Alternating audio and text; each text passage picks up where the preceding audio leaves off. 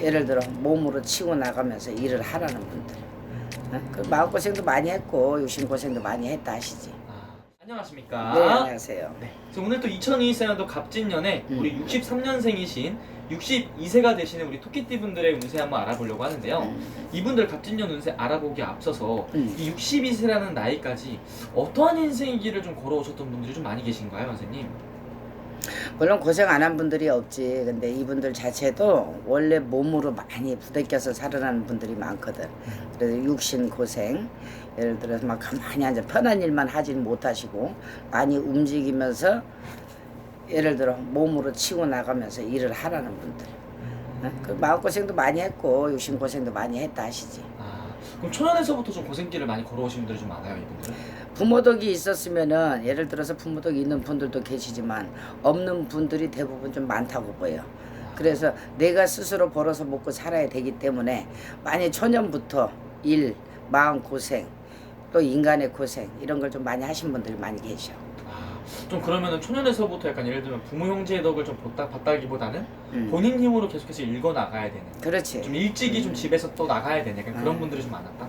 이렇게 재주로 풀어먹고 살려고 해도 기술을 배우든 재주를 배우든 내 노력으로 해야 되기 때문에 어려서부터 많이 그렇게 마음 풍파를 겪고 인간의 육신의 고생을 좀 많이 했다 이러시는 거예요. 그러면 선생님 이분들 같은 경우는 지금까지 살아오면서 가장 힘들었던 시기가 있었다면 좀 언제 좀 많이 힘들었을까요? 한 3, 40대. 그때 한번 고민을 해보구나.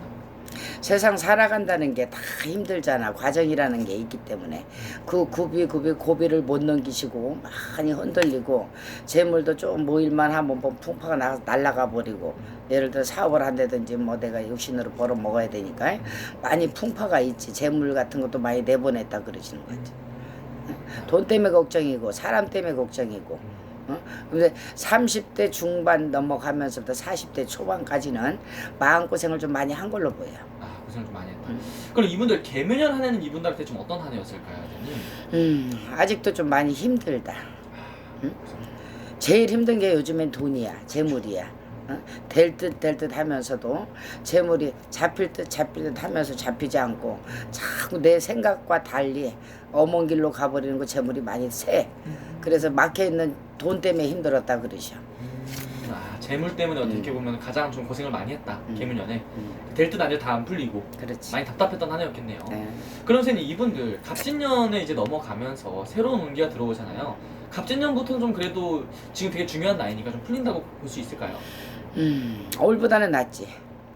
개묘년 아직까지도 지금 하반기인데 아직까지도 원래 해운이 안 바뀌었는데 올보다 이제 이 갑진년 상반기 들어서면서 3, 4월 지나면서부터는 많이 풀린다 하셔. 재물로도 그렇고 지금까지 막 내가 사람하고도 이렇게 엮였던 거 예를 들어 구설이 됐다든가 관제가 됐다든가 풍파 이런 게 조금씩 해결이 된다 하시는 거예요. 내년 운은 올보다 훨씬 낫다고 봐야지. 그래요, 선생님. 다행이네요.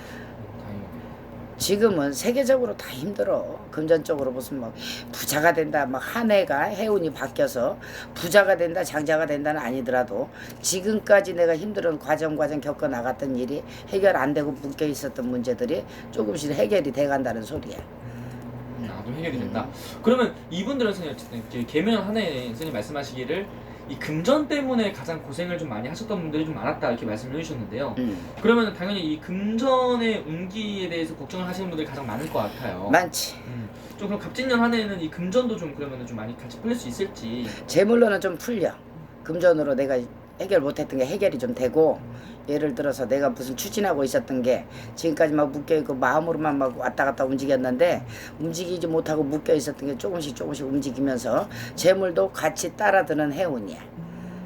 근데 이분들 한 가지 조심해야 될 거는 내 개묘년 지나면서 갑진년 들어가서 이분들은 건강 쪽으로는 좀 조심해야 된다 그러죠.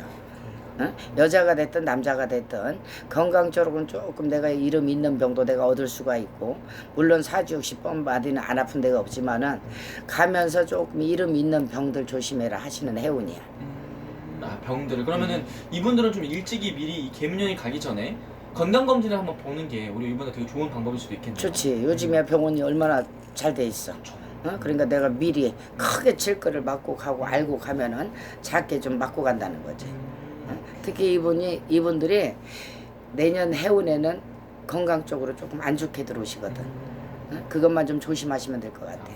그리고 아무래도 62세란 나이면 이제 정년 퇴임을 하셔서 새로운 도전을 또 준비하시는, 새로운 발판으로 나가기 위해서 좀 준비하시는, 기다리시는 분도 많으실 것 같은데요. 갑진년은 이런 새로운 변화라든지 변동이라든지 이런 도전들을 좀 해봐도 괜찮을지 궁금합니다, 선생님.